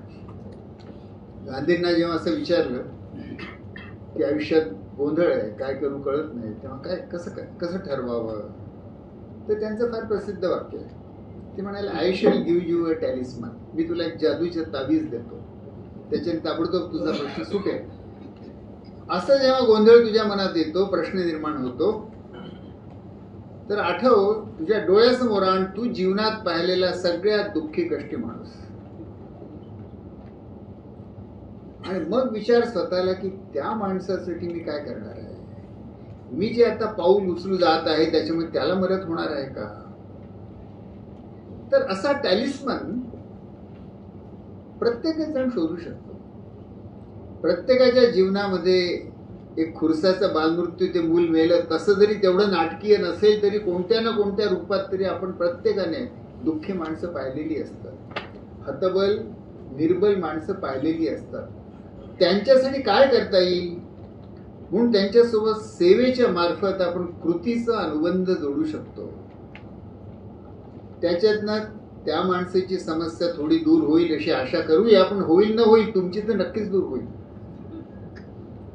म्हणून आपण ज्याची सेवा करतो असं म्हणतो त्याला अक्षरशः आपण विठ्ठल समजावं आणि त्याचे पाय धरावे, कारण तो आपल्याला मुक्त करत असतो आपल्या स्वार्थामधून. त्याच्यामुळे अनुबंधही जुडतो, एकलेपणाही दूर होतो, आणि सगळ्यात जास्त म्हणजे जीवनाला काहीतरी हेतू प्राप्त होतो. जीवनाला हेतूच नसेल तर निरर्थक जीवन, निरर्थकच, खरंच निरर्थकच झालं की काही हेतूच नाही, मग त्या जीवनाला अर्थ काय? आणि म्हणून आरोग्य स्वराज्याची दुसरी बाजू आहे, माझं रोजचं जगणं ते निरोगी असावं, सोबतच त्याला काहीतरी हेतू असावा, आणि माझ्या स्वार्थाच्या पलीकडे जाणारा हेतू हवा. तो हेतू जर असला तर मी माझ्या एकटेपणाच्या शिक्षेमधनं, एकटेपणा ही शिक्षा आहे बघा, पण ती शिक्षा आपणच आपल्याला ओढवून घेतो. आपला स्वार्थ आणि आपला अहंकार हीच त्या शिक्षेची दोन कारणं असतात. ही सगळी आपल्याच मनाने आपल्याला ओढवून घेतलेली कारणं, आणि ते दूर करण्यासाठी आपल्या जीवनाला, त्यामुळे निरोगी जीवनशैली आणि जीवनाला हेतू असा हवा. आता शेवटचा जो आपला प्रश्न होता की मग आरोग्य सेवा कशी हवी? दारा धर्माधिकारी एक प्रसिद्ध गांधीवादी विचारक होते. त्यांना एका हॉस्पिटलच्या उद्घाटनासाठी एकदा बोलवलं. तर उद्घाटन करताना दादांनी आशीर्वाद दिला की तुमचं रुग्णालय ओस पडो असा मी तुम्हाला आशीर्वाद देतो. तुमच्या गावासाठी ते नक्कीच आशीर्वाद राहील की तुमच्या रुग्णालयात कोणी माणसं आजारीच नाही पडली तर येतील कशाला. तर आरोग्य सेवा शक्यतो उपचारांची गरज पडू नये अशी आपली आरोग्य व्यवस्था हवी. आता अर्थातच हे आदर्श झालं, आणि 100% असं होणार नाहीये. कितीही रोग आपण कमी करण्याचा प्रयत्न केला तरी कधी कधी उपचारांची गरज प्रत्येकाला पडणार, पण ती पडलीच तर ती जवळात जवळ असावी, शक्यतो गावातच असावी, शक्यतो शेजारीच असावी, शक्यतो घरीच असावी. त्यामुळे ती जवळात जवळ असावी, ती मानवी असावी. आम्ही जेव्हा गडचिरोलीला रुग्णालय बनवायचं ठरवलं, आदिवासींना विचारलं की तुम्ही रुग्णालयात जायला का घाबरतात, ते म्हणाले ते मोठ्या मोठ्या बिल्डिंग असतात, पांढरे कपडे घालून डॉक्टर नर्सेस फिरतात, तुमचं काय बिघडलं पांढरे कपडे घातले तर ते म्हणाले आम्ही मुर्द्याला पांढऱ्या कपड्यात गुंडाळतो, म्हणून आम्ही हॉस्पिटलमध्ये जात नाही आणि तिथे देव नाही, असं त्यांची तिसरी तक्रार होती. तर तिथे जेव्हा आम्ही हॉस्पिटल बनवलं, आम्ही झोपड्यांचं हॉस्पिटल बनवलं की आदिवासीला ते आपल्या गावासारखं वाटलं पाहिजे, मी घरी चालू आहे. तर रुग्णालय हे रुग्णालयासारखं वाटू नये, ते घरासारखं वाटावं. कल्पना करून बघा, पुण्यातले रुग्णालय सर घरासारखे वाटायला लागले आणि तिथले कौटुंबिक जर तुम्हाला वागणूक मिळायला लागली किती चांगलं वाटेल रुग्णांना. आणि ही आरोग्य सेवा स्वस्त किंवा निःशुल्क असावी, ती कसं होऊ शकेल हा एक मोठा महत्वाचा प्रश्न आहे. आपण आज या हॉलमध्ये आहोत, याचं नाव नीतू मांडके आहे. नीतू मांडके उत्कृष्ट हृदयरोग शल्य विशारद होते. माझी त्यांची ओझरतीच एकदा भेट झालेली. पण मोठा उमदा माणूस, पण अतिशय कमी वयामध्ये हृदयरोगामुळे, स्वतःच ते हृदयरोगामुळे गेले. हृदयरोगावरती बायपास सर्जरी ज्याने शोधून काढली त्याचं नाव रेने फॅवेलर. हा एक अर्जेंटिनाचा होता डॉक्टर, अमेरिकेमध्ये काम केलं. क्लिव्हलँड क्लिनिक मध्ये त्यांनी जगातली पहिली बायपास सर्जरी 1967 मध्ये केली आणि आपल्या देशाची सेवा करावी म्हणून तो अर्जेंटिनाला परत गेला. पूर्ण दक्षिण अमेरिकेमधलं सगळ्यात मोठं हृदयरोगाचं हॉस्पिटल त्याने बनवलं. अख्ख्या दक्षिण अमेरिकेतून ते रुग्ण यायचे आणि त्याचं एक तत्व होतं की माझ्या दाराशी आलेला रुग्ण उपचाराविना परत जाणार नाही, त्याच्याकडे पैसा असो की नसो. हळूहळू त्याच्या रुग्णालयावरचं कर्ज वाढत गेलं. सरकारी अनुदान बंद झाली, कारण सगळं प्रायव्हेट करावं असं सरकारच्या वर्ल्ड बँकच्या अंतर्गत नीती सुरू झाल्या. त्याला स्ट्रक्चरल रिॲडजस्टमेंट असं काहीतरी सुंदर गोडच नाव आहे. पण त्याच्यामुळे त्याच्या सगळ्या ग्रँट बंद झाल्या. त्याच्यावरती 280 कोटी रुपयांचं कर्ज झालं आणि जेव्हा त्याला दिसलं की हे कर्जे मी फेडू शकत नाही आणि मी माझ्या दाराशी येणाऱ्या अख्ख्या एवढी मोठी रीग लागली आहे हृदयरोगांची, त्यांना बायपास सर्जरी देऊ शकत नाही, तेव्हा रेने फॅवेलरने एक दिवशी आत्महत्या केली. तर बायपास सर्जरीचा जनक देखील सगळ्यांना बायपास सर्जरी देऊ शकला नाही. म्हणून आपल्याला आरोग्य सेवा कशी हवी याच्यावर जे खर्चाचे लेबल लागले आहेत ती मोठी त्रासदायक आहे. अमेरिकेचं जे आरोग्य सेवेचं मॉडेल आहे ते सध्या भारत सरकार थोड्या बहुत प्रमाणामध्ये त्याचं अवलंबन करत आहे की शासकीय आरोग्य सेवा हळूहळू कमी करत न्यायच्या, त्याच्यावरचा खर्च कमी करत न्यायचा, लोकांनी खासगी आरोग्य सेवा घेऊन घ्याव्या आणि आम्ही गरिबांना किंवा काही लोकांना वैद्यकीय विमा कवच देऊ. हे भारतीय मॉडेल सध्या आहे. अमेरिकेमध्ये असंच मॉडेल आहे आणि अमेरिकेमध्ये आज सरासरी आरोग्य सेवेवरती खर्च प्रति व्यक्ती, म्हणजे रुग्णाचा खर्च मी सांगत नाही, अख्ख्या लोकसंख्येमध्ये प्रति व्यक्ती खर्च $10,000 आहे. म्हणजे 9 लाख रुपये वर्षाला प्रति व्यक्ती प्रति वर्ष खर्च. भारतामध्ये तो 10,000 रुपयापेक्षा कमी आहे. त्यामुळे 100% आपल्यापेक्षा 100 पटीने जास्त त्यांचा आरोग्य सेवेवरचा खर्च आहे. त्यांच्या आरोग्य सेवेच्या खर्चाच्या जवळजवळ 1% आपण भारतामध्ये खर्च करतो आणि तरी आपण अमेरिकन मॉडेलची कॉपी करू इच्छितो. त्यामुळे हे वैद्यकीय टेक्नॉलॉजी अतिशय चमत्कारपूर्ण आहे, त्याच्यात काही वादच नाही. जीव वाचवणारे आहेत ह्याच्यातही वाद नाही, पण त्याच्यावरचा जो आर्थिक त्याच्यावरती जे ओझं आहे ते बघता आपल्याला अशी आरोग्य सेवा हवी की जी बाजाराच्या खर्चाच्या नियमाने चालणार नाही, जी भांडवलशाहीमध्ये किंवा खाजगी आरोग्य सेवेमध्ये सगळं गणित पैशाचं आहे, बाजाराचं आहे. शासकीय सेवेत जावं तर ती अपुरी आहे, निकृष्ट आहे, तिथे लोकांना संवेदनाहीनता जाणवते. म्हणून आपल्याला दोन्ही नसलेली आरोग्य सेवा हवी आहे. तर निरोगी जगून स्वतःला रोग होऊ नये ही जबाबदारी घ्यावी आणि आजारी पडले तर गाव पातळीवरती, समुदायाच्या पातळीवरती आरोग्य दूत, काजूबाई, आशा अशा प्रकारच्या गाव पातळीवरच्या सामुदायिक आरोग्य सेवा निर्माण व्हाव्या. त्यामुळे व्यक्तीच्या पातळीवरती निरोगी जगा.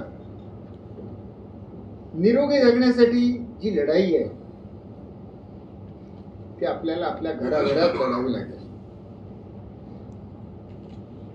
कारण पहिली गोष्ट आपल्याला खाण्यापिण्याच्या, लोळण्याच्या काही सवयी आहेत, त्या आपल्याला अतिशय प्रिय आहेत, कोणी सोडायला तयार नाही. पुरुष लोळणं सोडायला तयार नाहीत आणि स्त्रिया स्वयंपाकाच्या ज्या पद्धती आपल्या आईकडनं शिकल्या त्या पद्धती बदलायला तयार नाहीत. पुष्कळ वेळा तरुण पिढीच्या मुलांना मी असं म्हणतो की अरे तुम्ही मुलगी बघायला जेव्हा जाल ना तेव्हा मुलीकडे नका बघू, तिच्या आईकडे बघा. कारण काही वर्षांनी मुलगी तशीच होणार आहे. बरं ती तशीच दिसणार आहे एवढंच नाही, ती आपल्या आईचा स्वयंपाकच ते तुम्हाला खाऊ घालणार आहे. तुम्ही काही करून घ्या. म्हणून निवड सासूची फार काळजीपूर्वक करा. तर आपल्या ह्या ज्या रोजच्या जगण्याच्या पद्धती, आहारातल्या सवयी, आवडी निवडी काही चांगल्या आहेत, पारंपरिक उत्तम आहेत, त्यांना आपण वाढवायला पाहिजे. ज्या योग्य नाहीत त्यांना बदलायला पाहिजे. घराघरामध्ये याचं कुरुक्षेत्र जे आहे, याचं कुरुक्षेत्र घराघरामध्ये लढलं जाईल. या कुरुक्षेत्र हे तुमचे जेवणाचं जे डायनिंग टेबल आहे ते कुरुक्षेत्र आहे. आणि चमचा, वाटी, ताट ही त्याची शस्त्र आहे. या शस्त्रांनी ही लढाई लढावी लागणार आहे. समूहाच्या पातळीवर आपल्याला समुदाय आरोग्य सेवा हवी.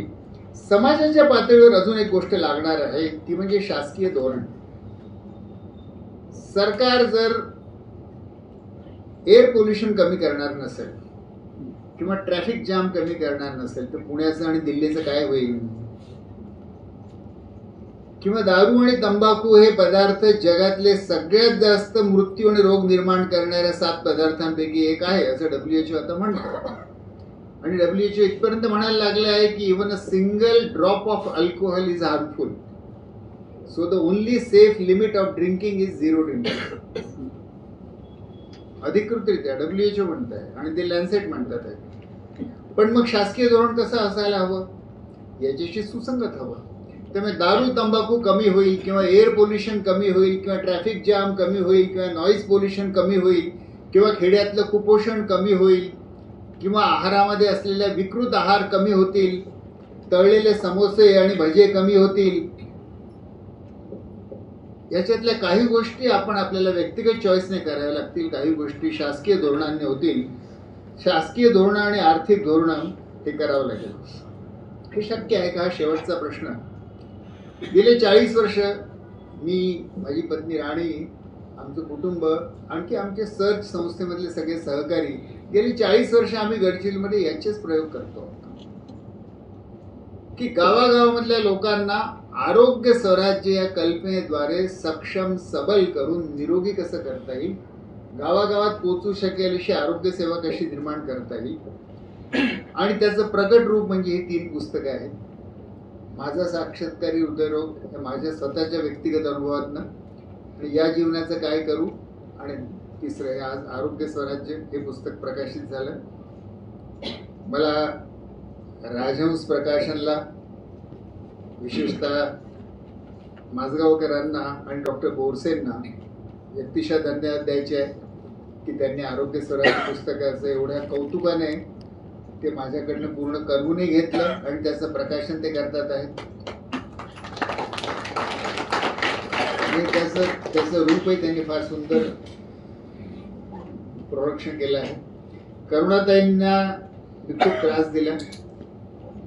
माझ्या लिहिलेल्या अनेक पोथ्या पूर्णपणे काळजीपूर्वक तपासून त्यांनी संपादित केल्या. त्यांनी वर्णन केलंच त्याचं की त्यांची नजर अशी कडक आहे. त्या कडक नजरेतनं हे सगळं लेखन माझं त्यातनं पास झालं आणि त्यांनी कष्ट घेतले, मग त्यांना मला धन्यवाद द्यायचे आहे. अक्षरधारा प्रकाशनाचे राठीवडेकर दंपती यांनी आज हा कार्यक्रम इथे आयोजित केला. या सगळ्यांनाच मी धन्यवाद देऊ इच्छितो. पण मला अधिक सार्थक वाटेल जर वाचकांनी याच्यातल्या कल्पना आपल्या जीवनात आणल्या तर. या कल्पना नुसत्या पुस्तकात राहिल्या, भाषणात राहिल्या, ते या कानातनं ऐकल्या जातील, त्या कानातल्या निघून जातील. त्या तुमच्या जीवनात जर आल्या, त्या महाराष्ट्राच्या जीवनात जर आल्या, आणि तर त्याच्यामुळे जर स्वस्थ आपल्याला होता आला तर या सगळ्या पुस्तकांचा उपयोग वाढेल. आपण सगळे बुद्धिमान आहात कारण आपण पुण्यात आहात. बुद्धिमान माणसाला बुद्धी तर उत्तम असतेच, पण महाराष्ट्राचा स्वभाव आहे. नाही, अहंकार नाही म्हणतोय. महाराष्ट्र हा प्रत्येक गोष्टीकडे संशयाने बघतो. एका अर्थाने ही वैज्ञानिक वृत्ती आहे की प्रत्येक गोष्टीला प्रश्न विचारायला पाहिजे, संशयाने पाहायला पाहिजे. पण संशयग्रस्ततेमुळे एक प्रश्न येतो की माणूस काहीच करायला धजावत नाही. त्याच्यामुळे एक प्रकारची पॅरालिसिस बाय ॲनालिसिस, अतिचिकित्सक वृत्तीमुळे काहीच न करणे अशी एक संभावना असते. तर बुद्धिमान माणूस हा संशयग्रस्त असतो. त्यामुळे हे आरोग्य स्वराज्य शक्य आहे का? मला निरोगी जगता येईल, मला समुदायाला निरोगी करता येईल, शासनाची धोरणं बदलता येतील, हे अनेक प्रश्न, अनेक संशय स्वाभाविकपणे आपल्या मनात येतात. अशा वेळी काय करावं?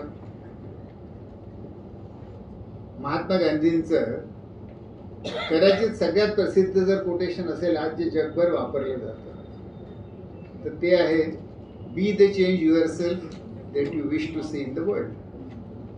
जगामध्ये जे व्हावं असं आपल्याला वाटतं त्याची सुरुवात आपल्यापासूनच करावी. मग जग बदलायला सुरुवात होऊनच गेली, कारण तू बदललास. आणि तुला बदलायला दुसऱ्या कोणाशी भांडावं लागत नाही, तुला फक्त स्वतःवरती राज्य करावं लागतं. तर या बदलाची सुरुवात आपण आपल्यापासूनच करू शकतो. म्हणून संशयात्मा न होता आरोग्य स्वराज हा माझा जन्मसिद्ध अधिकार आहे हा संकल्पही केला पाहिजे की तो मी मिळवणारच. आणि तो मिळवण्यासाठी मला माझ्या स्वतःवरती राज्य करावं लागेल, ही त्याची गुरुकिल्ली आहे. आपल्यासारख्या छोट्या छोट्या माणसांनी जर हे केलं तर हमखास मोठं परिवर्तन होईल. पर्यावरणाच्या क्षेत्रामध्ये लहानशा छोट्याशा परिवर्तनाने कसं मोठं परिवर्तन होऊ शकतं यासाठी एक उदाहरण दिलं जातं की टिंबक्टू मध्ये एका छोट्याशा इवल्याशा फुलपाखराने आपले इवलेशे पंख जरी फडफडले तरी हवेचा झोत निर्माण होऊन कुणास ठाऊक पॅसिफिक महासागरामध्ये वादळ निर्माण होऊ शकतं. अशी श्रद्धा ठेवा आणि आपापले छोटे छोटे पंख फडफडून बघा. धन्यवाद.